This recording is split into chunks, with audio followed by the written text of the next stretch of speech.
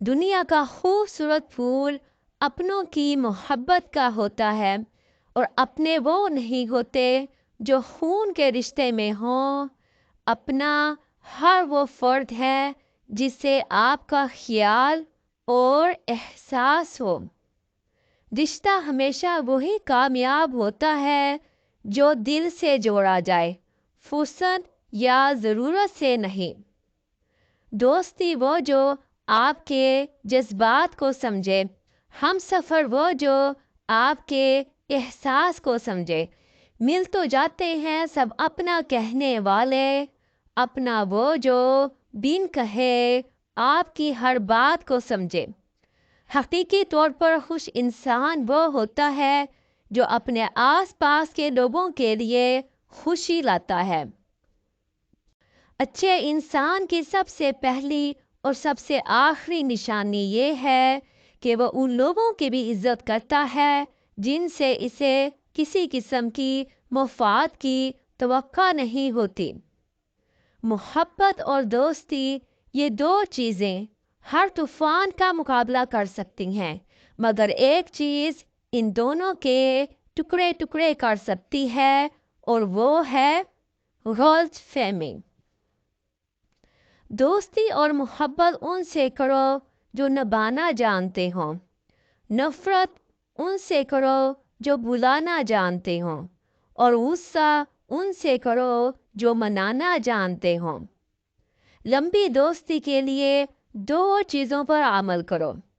ایک، اپنے دوست سے غصے میں بات مت کرو، اور دوسرا، اپنے دوست کی غصے میں کہی ہوئی بات دل پہ مت لو۔